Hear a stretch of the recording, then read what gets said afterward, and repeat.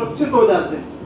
लेकिन यदि हम ह्यूमन बीइंग की बात करें, मनुष्य की बात करें, तो बहुत बड़े खतरे में है, क्योंकि बहुत सारे लोग इंडिया में 90% लोग एक इनकम पर डिपेंड है। ये बात सही है कि नहीं? एक जब इनकम पर डिपेंड रहते हैं तो वो उनकी जीवन में खतरा रहता है। कभी लॉकडाउन आ गया, कभी एक्सीडेंट हो गया, तो बड़ी मुश्किल हो जाती है उनके जीवन में। कभी कभी मृत्यु भी हो जाती है, होती कि नहीं होती? जो किसी घर में डेथ होती है तो पूरा परिवार बिखर जाता है। तो ये बिजनेस आपको एक अपॉर्चुनिटी देता है कि आपकी एक इनकम को आप अनेक में कन्वर्ट कर सकते हैं। ये बात सही है कि नहीं? सारे लोग बोल रहे हैं सही है, लेकिन मैं दुविधा में हूँ पिछले 3-3.5 साल में। मतलब कई लोगों को बताता हूँ, बहुत सारे लोग बिजनेस को करते हैं, बहुत सारे बिजनेस को लोग नहीं करते। बहुत सारे लोग हमारे साथ आते हैं, बहुत सारे लोग हमारे साथ नहीं आते। तो मैंने पता किया कारण क्या है, तो पता पड़ा कि इस बिजनेस को वही ज्वाइन करेगा जिसके रगों में खून, मतलब राजाओं का खून है। किसका? राजाओं का खून है। मतलब जिसे अमीर बनना है, कामयाब बनना है, सक्सेसफुल, मतलब सक्सेस होना है। सही है?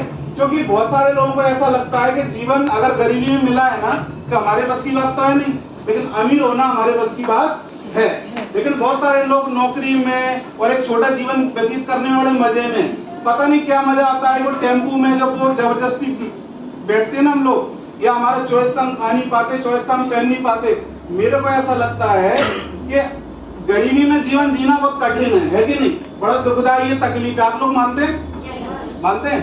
फिर भी लोग इस बिजनेस को करते नहीं। हम ये बोलते हैं कि आइए 3 से 5 साल में अपना जीवन बदल सकता है, लेकिन फिर भी लोग क्यों नहीं करते? बहुत से कम लोग इस बिजनेस को करते हैं। एक छोटी सी कहानी सुनाऊंगा, 1 मिनट सुनना चाहेंगे?